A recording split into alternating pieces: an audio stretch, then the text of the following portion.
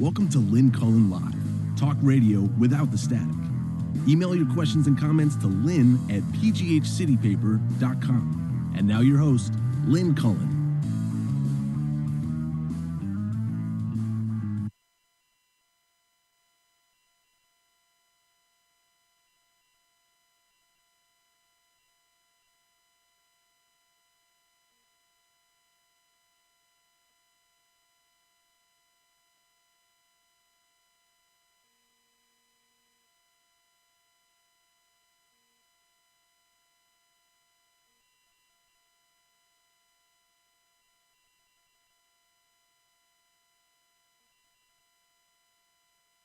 Oh, I didn't hear it.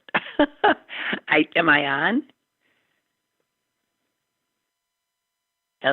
Yes, I am. I'm sorry. That was a little bit of a false start, guys. As you can see, I'm not there, but I am here, and this is a trial run to see if we could potentially do the show with me staying home, which is something that is being suggested for anybody who is capable of doing their job and staying home.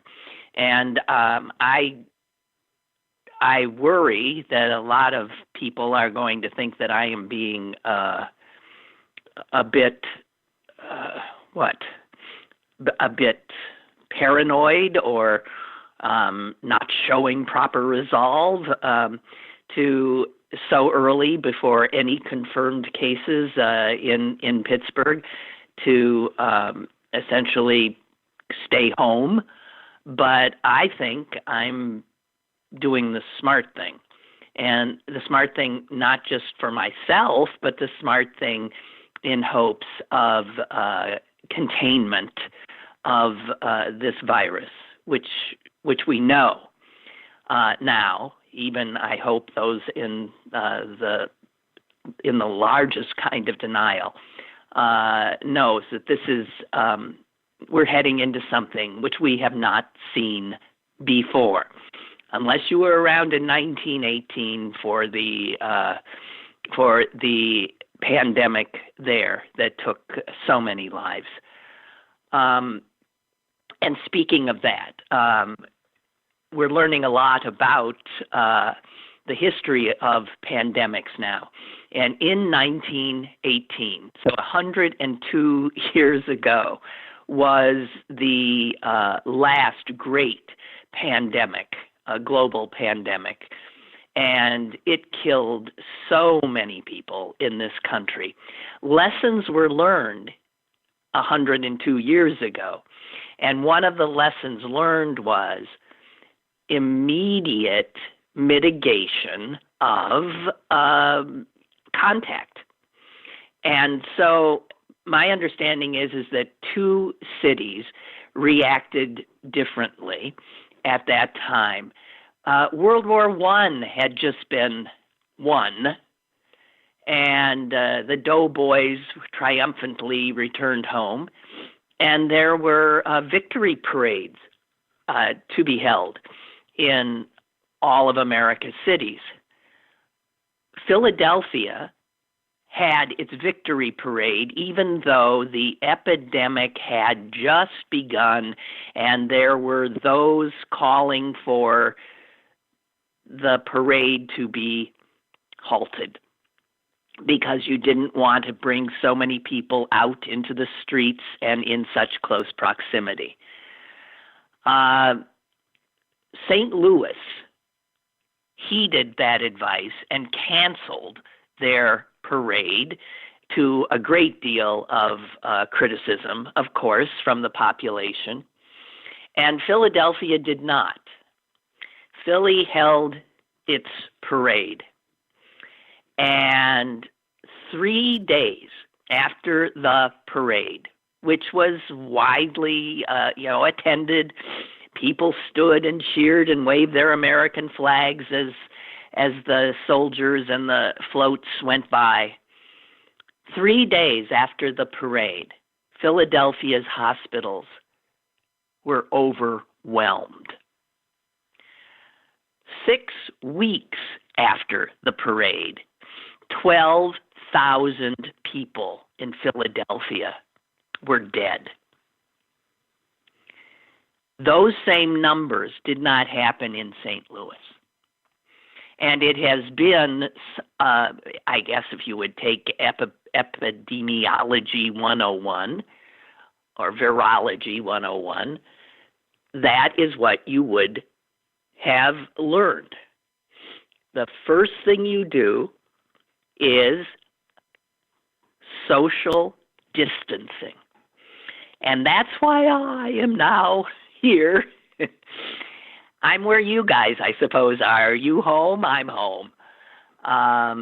And except for being able to see my lovely face, well, I guess it's up on screen there, but movable face, nothing will change.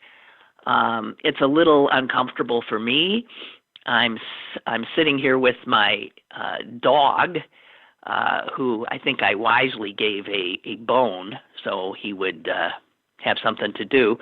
But there are workers on the house next door, and he has been periodically barking when they move, and also someone is coming to get him. So I'm apologizing up front for any dog eruptions. Other than that, this should go relatively smoothly, and it could well be that this is what I'm going to do until someone sounds an all clear. Again, on a personal note, I want to reiterate that, I am in a high-risk group. I do have an underlying condition, which makes me even more vulnerable on top of my age. I have a chronic asthma. And so respiratory illness for me is always frightening. And since this one is a real killer, it is doubly frightening. And to say that I am not frightened would be untrue. I know that it is media's responsibility to give information and to not spread panic, and that is my intention. I think acknowledging my own individual fear, I hope, does not lead to other people feeling unwarranted fear. But I think anyone who is acting as if life in America, or for that matter anywhere else in the world, is just as it was, is, well, in total denial. The virus has spread to all continents. It will continue apace, despite the fact that, as I said, as of this hour, I don't know that there has been an identified case here in Pittsburgh. You can be assured there are people here in Pittsburgh who have the virus. A lot of people, we are told, are asymptomatic, especially, I think, young people, which is why I've told my son to keep his distance too. It's just not it ain't normal times. And in so many ways, we are about to be tested. And I'm hoping I am providing a good example, actually, that anyone who is capable and whose employer allows should socially distance themselves. That is what is the wise thing to do, I would think. Angela Merkel in Germany suggested today that up to 2/3 of all Germans could be infected before this is over. Now let that sink in. I have seen, God knows Donald Trump's not going to say the same for us, but people in the know have said it would not be out of the realm of possibility that 70%, essentially 2/3 again, of Americans will be infected by this virus, or it goes away or goes dormant, or we figure out how the hell to counter it. So many thoughts occur to me about this, and I think I spoke a lot about it yesterday, that our country's sort of woeful social safety net is going to be, and actually is, I'll correct the tense, is being unmasked by this virus. I saw a quote that somebody said, "Everyone's a socialist in a pandemic," and thus you see Donald Trump and Mike Pence and this Republican administration calling for paid sick leave and other kinds of things that they are inalterably opposed to. And now I guess for a lot of Republicans it will be they'll sign on to Medicare for all, but just for this one time, okay? And then we'll go back to what we were doing before. But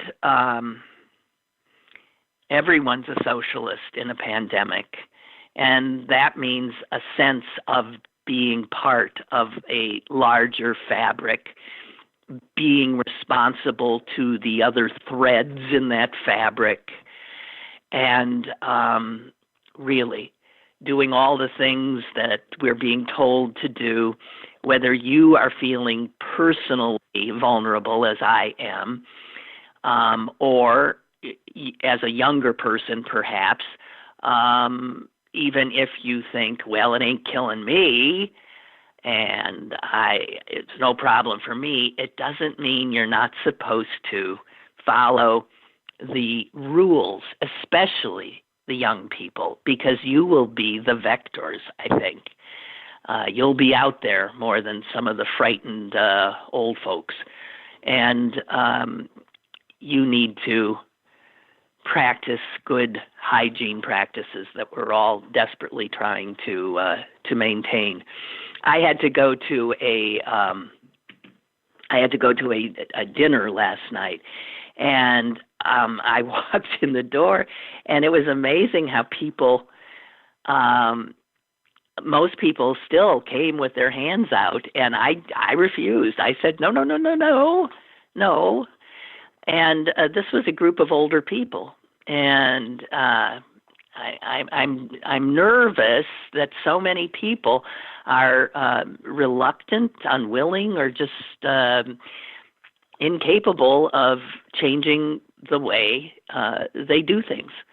So we have a caller. Let's see how this works, okay? Caller, go ahead. Hi, Lynn. Can you hear me? You betcha I can. All right. Good. Yeah, this is Jeff from Greenfield. I was just calling. Figured I'd give you a test to see if the phones were working. So far, everything's good. It is? You're coming through. Yeah, you sound good. The only thing is it's obvious that you're on the telephone, and I guess there's ways to get around that. There's technology that makes you sound like you're right there in the studio. But so far, so good. And great. I heard a report on NPR today that 3 TSA workers tested positive in San Jose. Oh, boy. Yeah, oh, boy, exactly. Because you could just imagine the amount of traffic that goes through San Jose, being a tech hub, or coming to Pittsburgh and everything. I mean, it's going to happen. Wait till after the St. Patrick's Day parade. I'm glad to hear that Philadelphia canceled theirs, but... wait a minute. Philly canceled their parade? Yeah, that's what I heard. Well, we damn well... we have not canceled our parade? Yeah, no, as of now, they haven't. And it's the 4th largest parade in the country, I think. And you figure how many people... I mean, it's really a social event for, like, families to get together and stuff. So people are going to be coming in from all over. I'm in a position myself where I don't have to go out other than go up to the Giant Eagle to get some lunch meat or something like that. But I got plenty of toilet paper from Costco. But, You got my toilet paper. I don't have a stock yet. Damn. But I have to tell you, it to me is political leadership for whoever's in control. I don't know if that's the county executive or Peduto or whatever. They should not hold the St. Patrick's Day parade here. history. Somebody refer them to what happened in Philadelphia in 1918. Yep. It's just insane. And, so they'll take heat from disappointed people, and people's plans will be upset. That's just the way it's going to be. And I was so happy to see that both Bernie Sanders and Joe Biden canceled their rallies last night. That is leadership as well. I agree. And, I mean, you can't just whistle past the graveyard and act like nothing's happening. And, I mean, there's a difference between being thoughtful and panicking. And I think that, to be concerned is a reasonable response. Yes. I don't see anyone panicking. When I see all the, people going out and getting, going down to Costco, getting 4 packages of toilet paper or whatever, that's kind of ridiculous. But,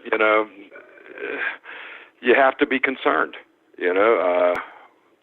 I would maintain, hang in there, Yes. And when it does pass, because it will pass, we hope, then we can have a big celebration, and we can pat ourselves on the back because of the way we acted socially. And I love that quote. What was it about everybody's a socialist in a pandemic? That's right. Right. Well, they should be. Yes, right. But the problem with this country is we'll go right back to our old ways the minute the threat is gone. We won't see that keeping a healthy population, having a population that can, stay home if they're sick, can be assured of getting health care and all this kind of stuff that socialist nations, of course, assume is the role of government. And we're only going to do it now because we're running scared and trying to keep millions of Americans from dying. And as soon as the threat passes, you think there won't be a push to go right back to where we were? Oh, sure. Absolutely. Go out and shop. Yes, exactly. Exactly. Keep the economy going, Wouldn't that be something? I'm waiting for someone to say that, which is, of course, the absolute wrong thing to do. But they're worried about the economy because the impact on the economy will be huge, and people's jobs are going to be lost. This is frightening stuff. It is for people. So, listen, it's great to hear you. Thanks for the little test, and I'm glad it's sounding okay. You're sounding Jeff. Great. Carry on. Thank you, Jeff. I love you. Okay, I love you too. Bye. Bye-bye. Bye. Oh my gosh! And David writes, I almost mentioned it was my dad's birthday. Dave in Washington always. I get this every year. Today is my birthday, which means it's your dad's birthday too. Yes, happy birthday to your dad. Thank you so much, and happy birthday to you. I was trying to figure, I think my dad would be 98 if he were alive today, maybe 99. I'm getting a little. And and you say it's Sam Donaldson, the news guy's birthday too. You know my Sam Donaldson story, I hope. Way back, maybe 30-some years ago, I was working at WTAE television, and I had an interview segment on the noon news or something. I can't quite remember. And I would, Sam Donaldson. No, there was a guy named Sam Donaldson who was my guest that day. It wasn't the Sam Donaldson. He was a psychologist, if I'm remembering correctly. And when I went to the green room to say hello and greet him before the show, he was a nice-looking, bearded, looked like a psychologist, young man. And I said something, given my propensity to stick my foot in my mouth. I said something about, geez, must be rough going around in life with the name Sam Donaldson, because I couldn't stand Sam Donaldson. He was one of those at the time sort of brash, in-your-face, ambush-style reporters, and I didn't like him. So I say to this Sam Donaldson, it must be rough having that jerk's name.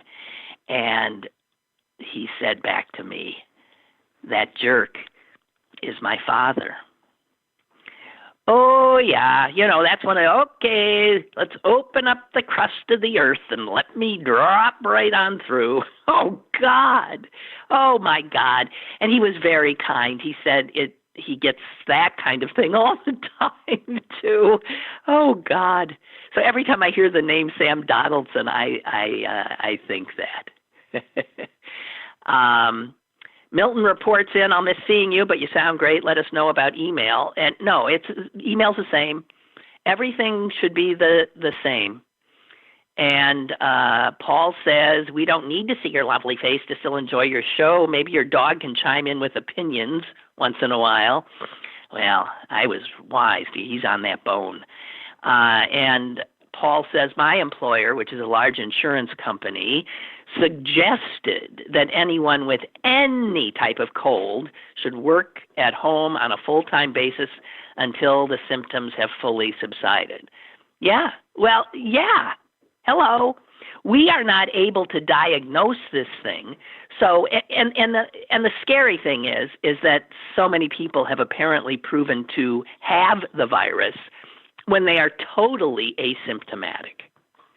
So they don't have a fever, and there'd be no reason to test them. So that's the worrisome thing about this particular. Oh, there you go. Okay, now, guys, this is. There's nothing I can do about this. This is a walker coming to take my dog on his play. He goes off and runs in the park, in a designated park for dogs to run in. And as soon as she gets him out, things will be quieter. And this is what so when I go to work, I know that he'll be picked up soon after. Oh boy, he's having trouble getting in the door. Okay, I'll just keep on with the show. Hi. So, where are we? I want you to know I am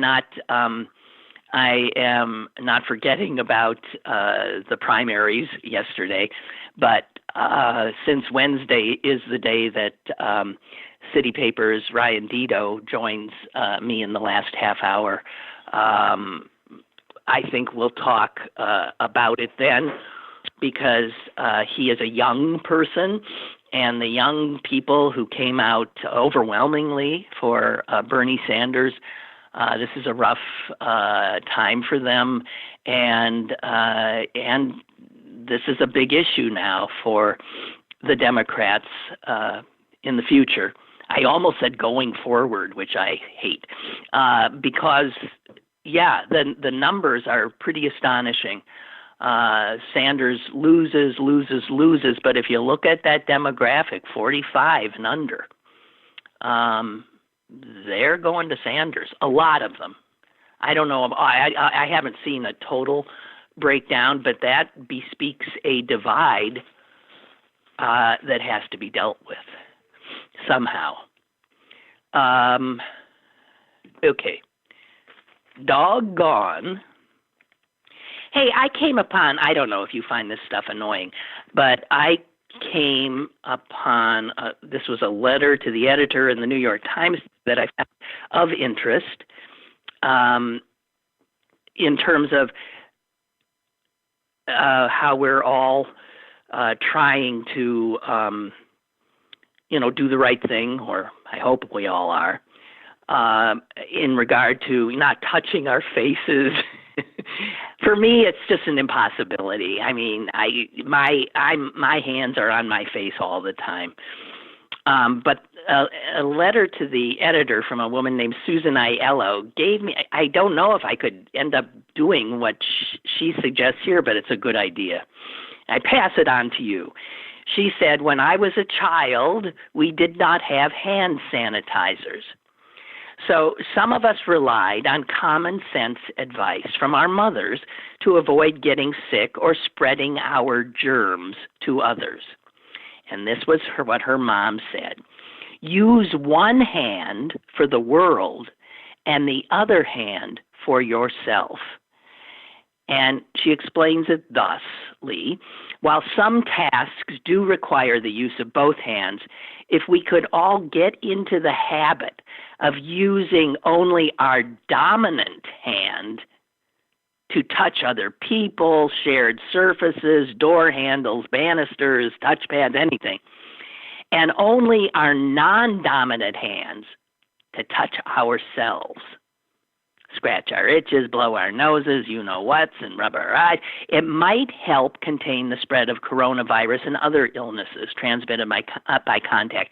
And I think that's actually a brilliant thing. It's just that none of us, I suspect, are in the habit of doing so. But I find, I'll tell you, when this thing is over, we will all be smarter about containment of, any kind of contagious disease. And it could well be this will mitigate the incidence of regular flu as well. So in that regard, the lessons we are learning now do not have to be jettisoned when this particular threat has abated. But yeah, get used to some really bizarre stuff. St. Patrick's Day parades have been canceled all around the country. Pittsburgh should not be lagging on this. In Europe, professional soccer games are being played in empty stadiums. March Madness, if the NCAA is doing the right thing, I'm afraid March Madness will be a little crazier than usual, or not as crazy as usual, because it could well be that the games should be played in empty arenas. And it doesn't mean people can't see them, but they can't see them all in one big group. They're going to have to watch on TV. That happens, in some of the tournaments are happening now. I don't know. But see, people got to step up. Organizations have to step up. And we'll see who's serious and who isn't, who can see beyond their own interests and desires, and who's capable of, changing, because these are not normal times. Barbara tells me that Chicago's mayor has canceled its St. Patrick's Day parade. So I don't think there's any doubt that Peduto, or whoever is in charge, I guess it'd be Peduto, will have to do the same.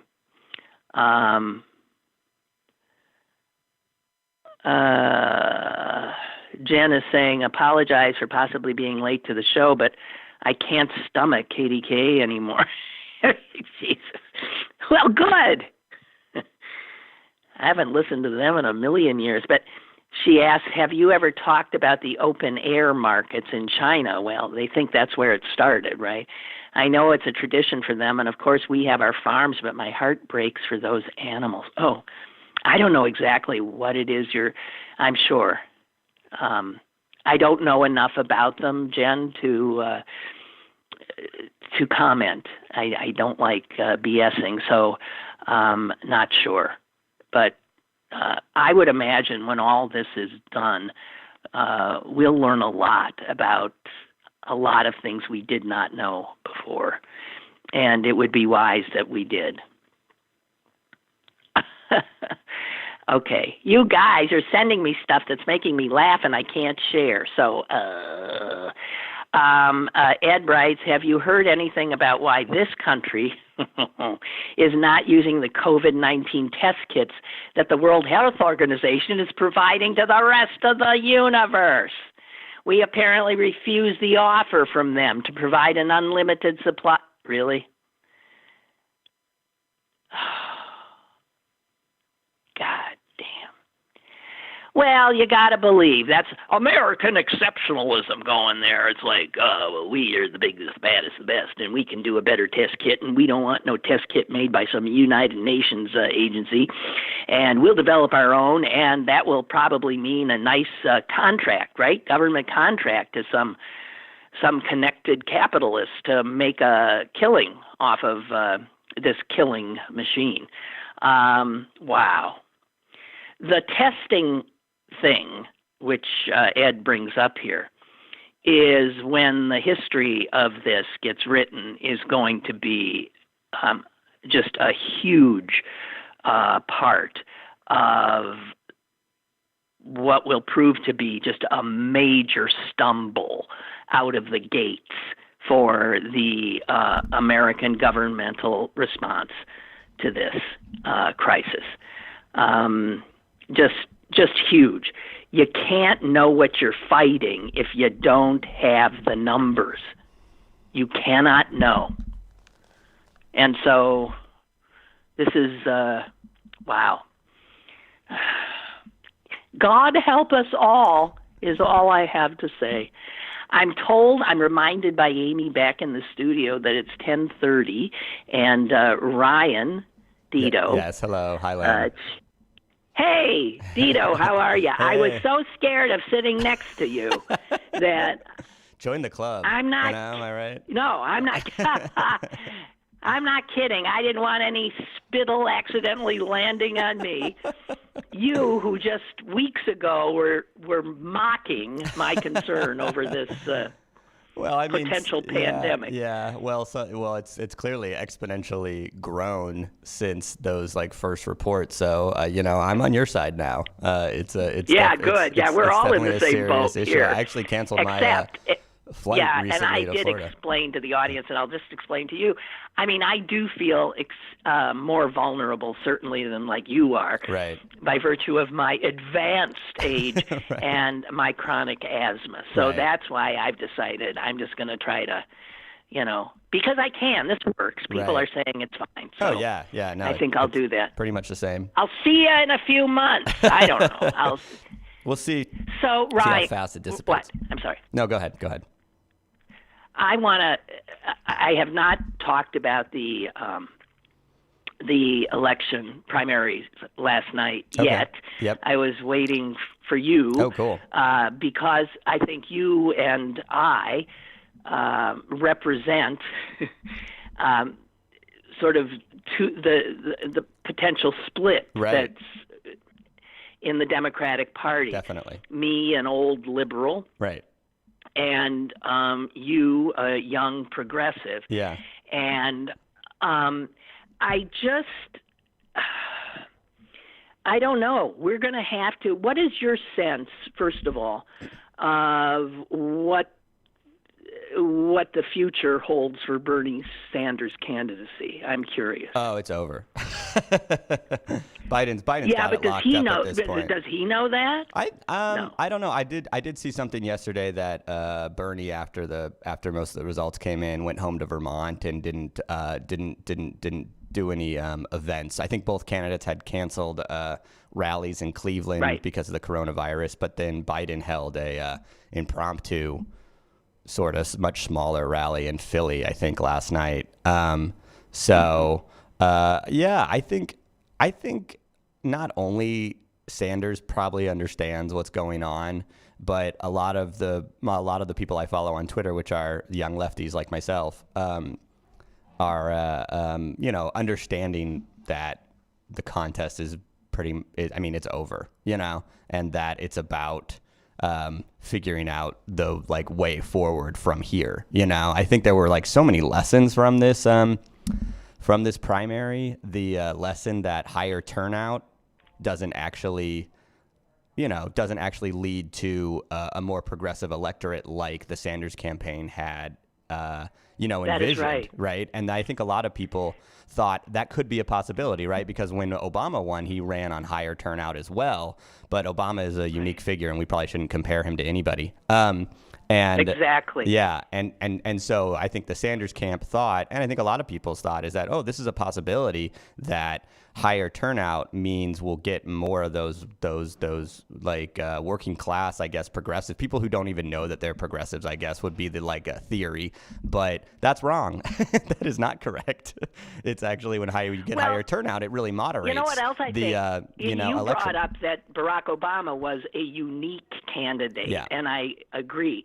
But what I think we're finding out now is maybe a misread of the 2016 primary and election. Totally. In that Hillary was also a unique candidate, right. and not use. I think in a Bernie negative way.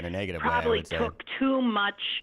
A lot of what he got was anti-Hillary votes as opposed to pro-Bernie votes. Right, which I think I had brought up before too, with like people in southwestern Pennsylvania that might have, like Cambria County, for example, voted for Bernie in 2016, but I wouldn't say that Cambria is a progressive county. It's more that it hated Hillary. And it hated Hillary. Right. I think I heard that Michigan's Upper Peninsula was just overwhelmingly for Bernie, 2016, right. And yet overwhelmingly for Biden last night. Right. Those like now white... that bespeaks either Hillary hatred or misogyny or both. Both probably.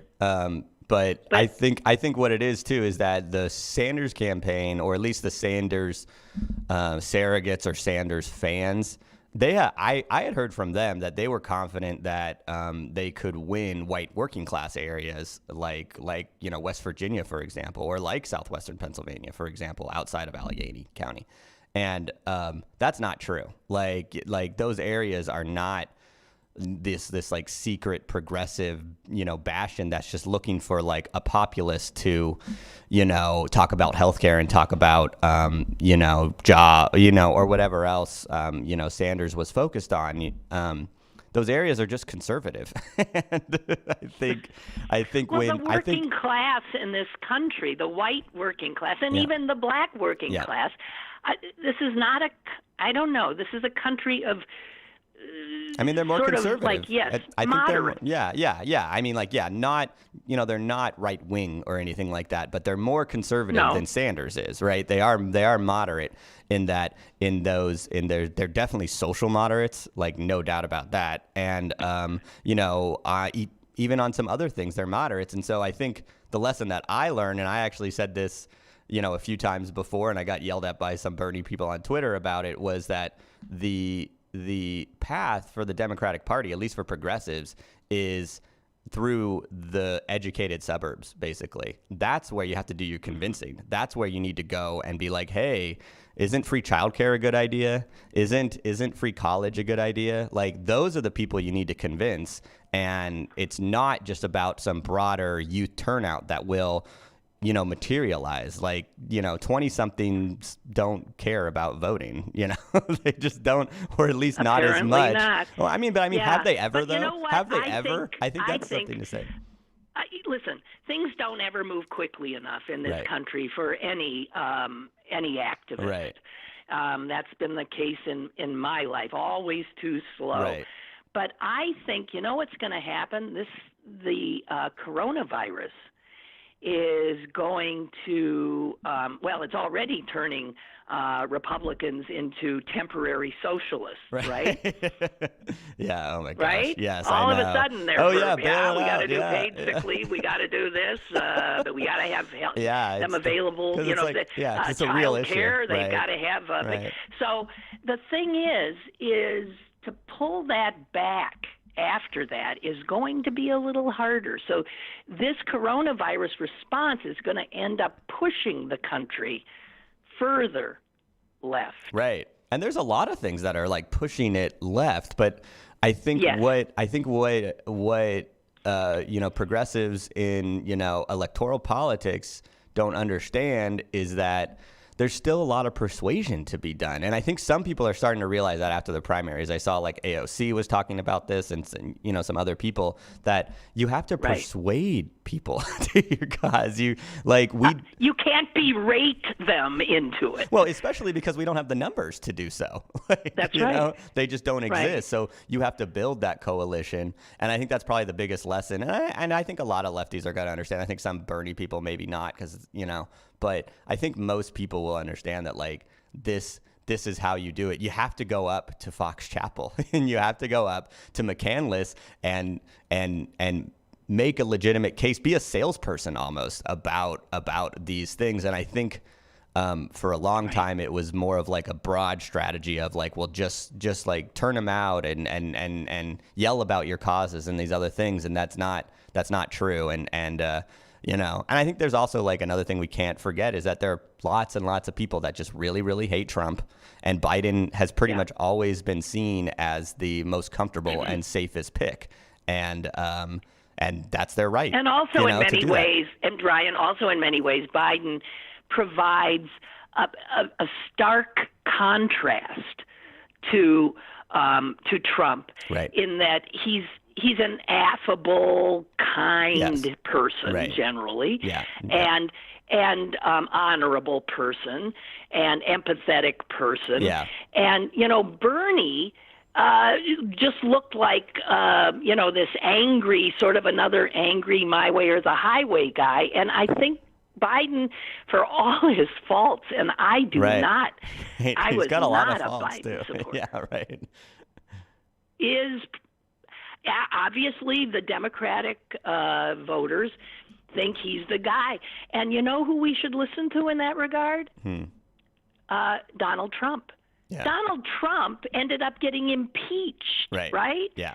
Because he considered Biden. Oh yeah, he's terrified of Biden. He knows. Threat that he needed a foreign government's help to dig up dirt on him. I think what everyone forgets about Trump is that Trump's electoral path was he did increase turnout in rural areas, right? And I think that's because of his anti-immigration stances and his racism and his misogyny. That he said it's okay to be these things. Don't let the liberals or don't let the rest of the country tell you that you can't be this way. And so he really encouraged that turnout. But really where his margin of victory lied was in those people that were holding their nose for him when they went to the polls, and they were kind of like, oh, I'm a moderate, or I'm a centrist Republican or whatever. And you know what? I don't really like Trump and what he's saying, but I'm going to hold my nose and I'm going to do that. And Biden basically gets all of those voters. That's exactly what those voters want. And Bernie needed to do a better job of convincing those voters that he's also like that, which I think he kind of is. At least he has messaging to say that he was, but he definitely got locked into that idea of this is the best way. We need to do this. And, I think it played out on Super Tuesday. I think it's very clear on Super Tuesday what happened.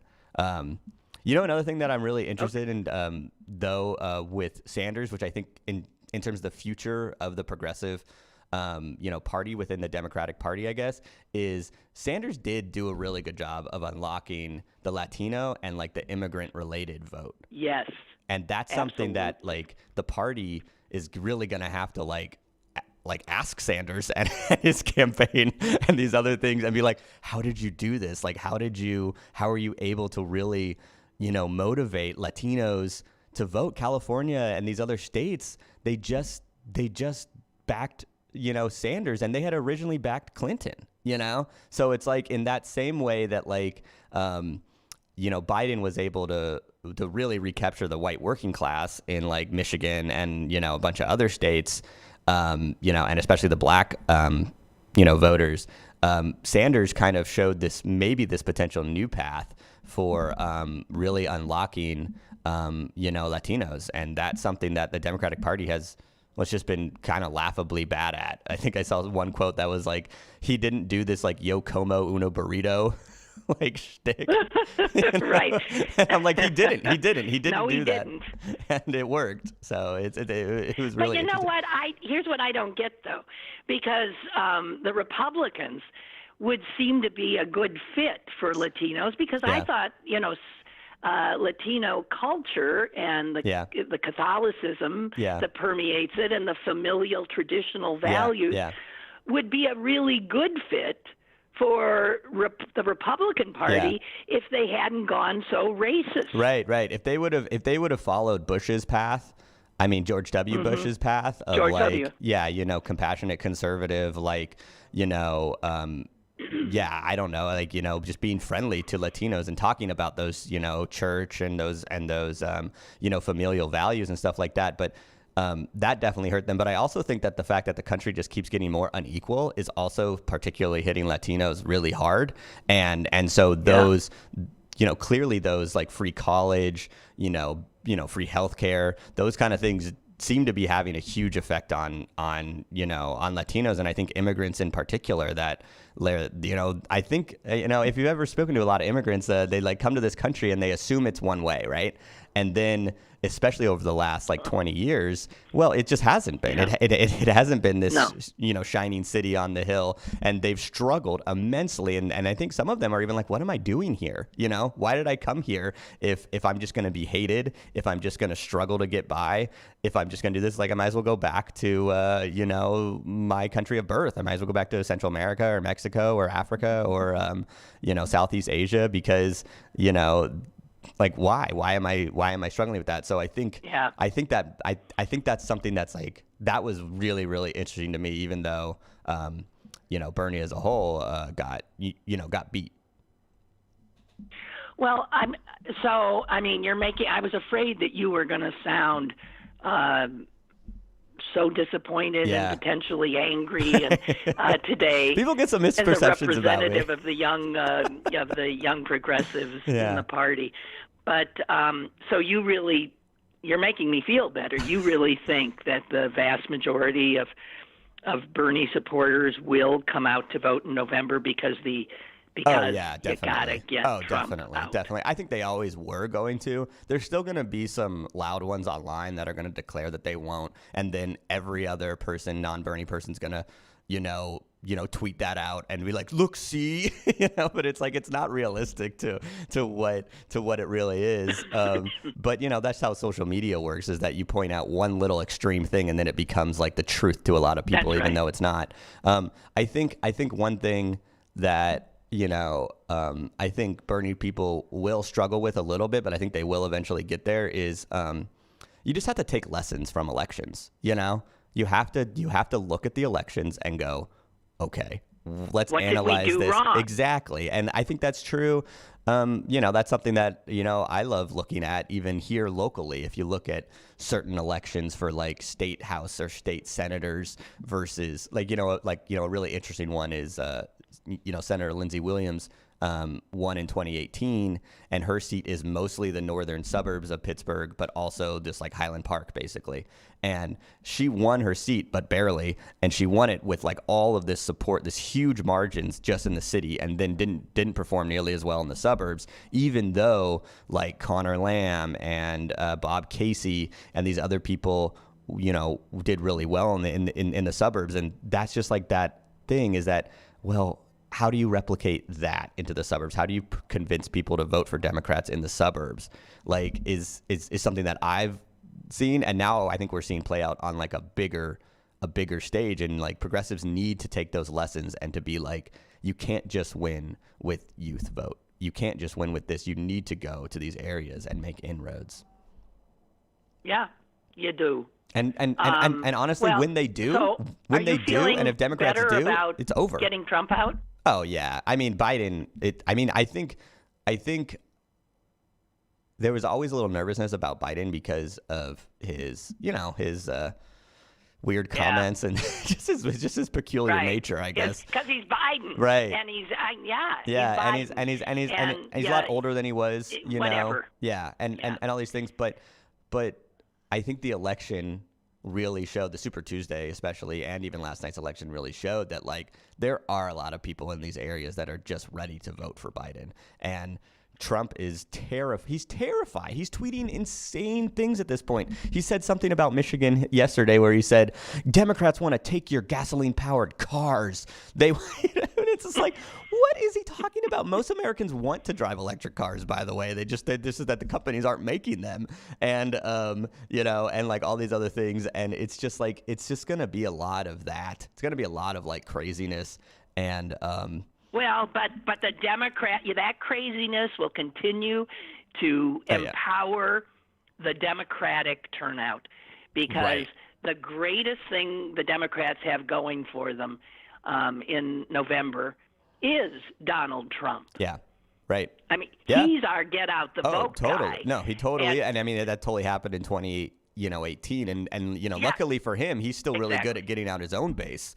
Unlike Obama in 2010, right? But he's still good at getting out his own base. But man, does he really encourage Democrats to vote? I mean, and so the turnout in Michigan was up 40%. Oh, it's huge from 2016. I think in Virginia it was like doubled or something. Huge. Yeah, like I mean, it's just this huge thing, and so it really does show the path that the Democrats have, and really the Republicans should be really scared, because if the Democrats can combine the suburbs and the cities, it's over. It's over. Like, the Republicans are wiped everywhere. And so the longer that Trump stays in office and the longer that other, Republicans mimic Trump, you're going to see those seats lose, and it's up to Democrats and progressives to work together and to try to understand how to convert them while also trying to move the country left, at least for progressives, trying to move the country left at the same time. It is possible. It's probably not possible by yelling at people. No, that is so true. The carrot, not the stick. Right. And it just doesn't work as well. There's also this really, smarter people than I have been telling me this too, that with Biden on the ticket, especially in Pennsylvania, let's just talk about Pennsylvania. I don't know other state legislators. There's a really good chance that he really boosts Democrats' chance at flipping the state legislator in Pennsylvania. And that would be, and this is where progressives need to understand too, that how massive that would be. Minimum wage, done. It's done. We can finally actually get the minimum wage. Non-discrimination bill, done. Done. All these things that have just been blocked. Change. No, they've been blocked by the Republicans. Well, you actually and the same thing is happening in Virginia. Biden at the head of the ticket. Here's my problem. Yeah. We got to keep him alive. I am not kidding. Yeah. He's going to stay alive until 2020. He's an old man. Bernie, him, and Trump are all vulnerable to this virus. That's true. That's true. And Biden, I call it the boomer virus. He could no more go for 2 seconds without hugging somebody.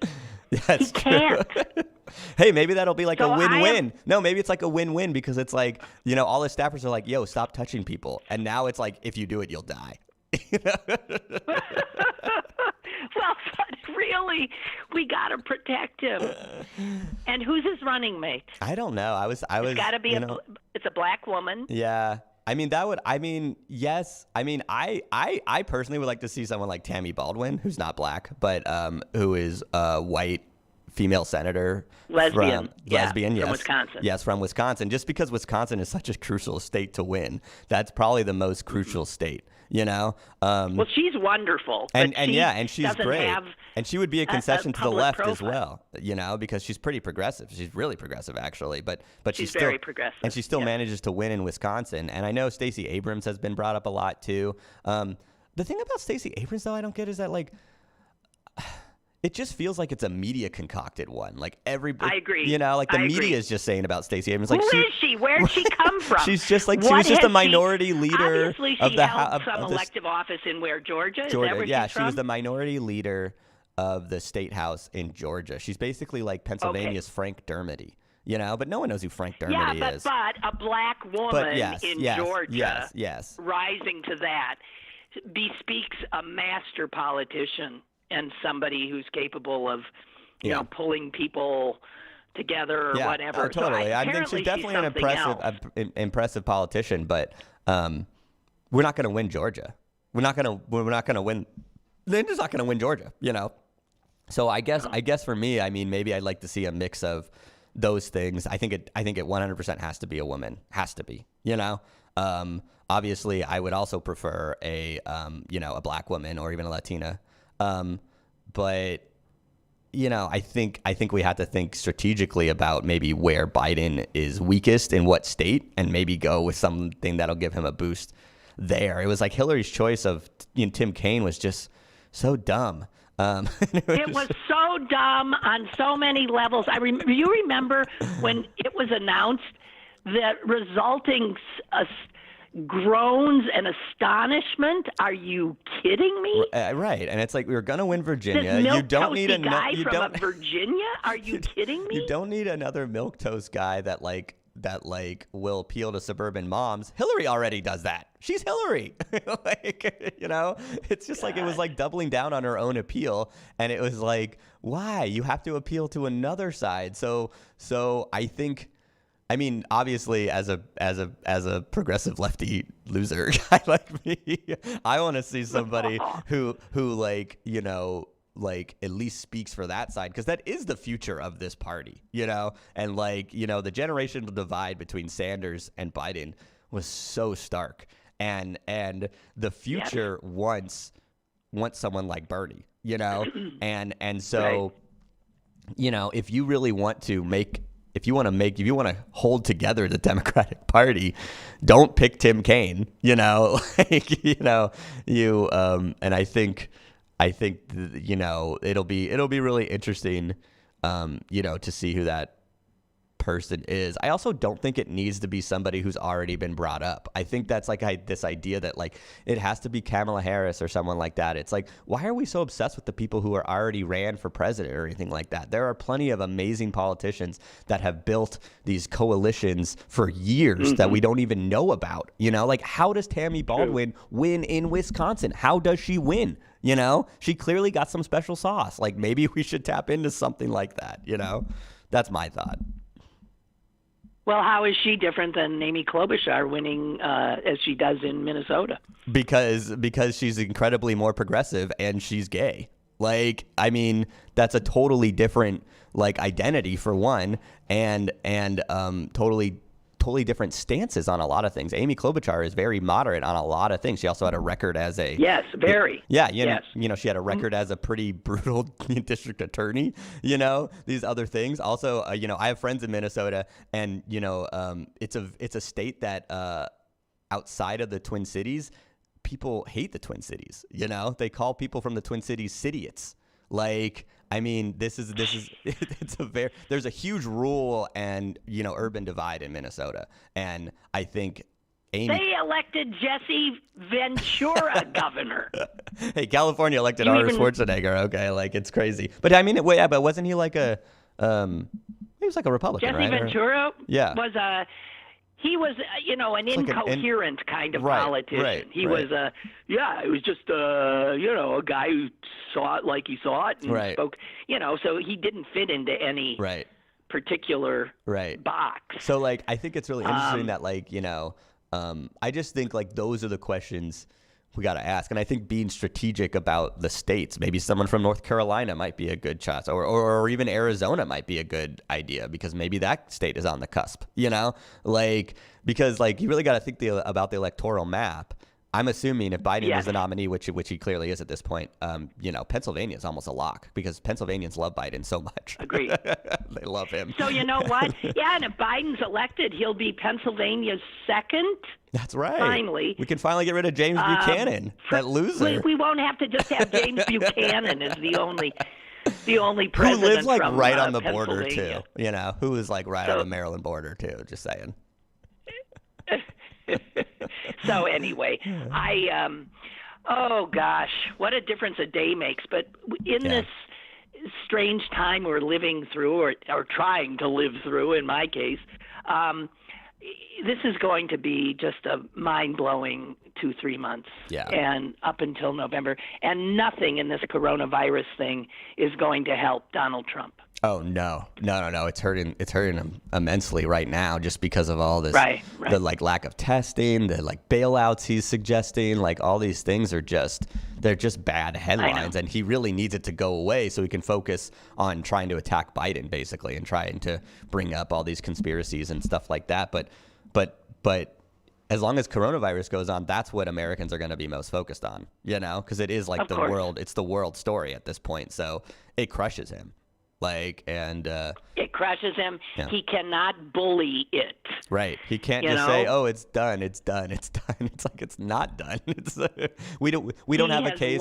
We don't have a confirmed case. He has lost control of the narrative. Yes. Which is the only thing he knows how to do. Yeah, he's a marketer extraordinaire, and he can't market his way through this in the same way that businesses can't market their way through the South by Southwest was canceled, Coachella was postponed, that's right. All these things you just can't. And and if he was a better president, or if he let if he had smarter people in charge, this might not be a big of his issue. But he's such an egomaniac that he kind of purged his whole White House with competent people. So it's his fault. Really. Yeah. And I just want to say that this testing thing is showing the levels of his incompetence and his government's incompetence. Totally. South Korea, Germany, Australia, you can get tested in all three of those countries and never leave your car. Right. They're drive-through testing centers, wow. which does all the things you're supposed to do. And we love cars. We should be leading that. We should be leading. And those are countries that all have functional governments as opposed to us. Yeah. And and this is what a lot of people held their nose for, right? Was Trump, in hoping that he would somehow break apart this whole thing, and it's shown in stark contrast that it's the opposite. And that's just going to give a bunch of voters to any Democrat, and I think any Democrat would have beat Trump, but it's probably even easier for them to jump over to Biden. Without a doubt. Well, on those wise words from a young progressive, we're out of time. Ryan. Oh, all right. Wait, this was a cool. So hey, cool thank experiment. you. This worked okay, and I'll miss seeing your lovely face. Oh, thank you. But I think it worked out, and I for one will do this again tomorrow. Yeah, okay? Yeah, this worked out. I liked it. Cool. Okay. All righty. Bye, everybody. Bye, everyone.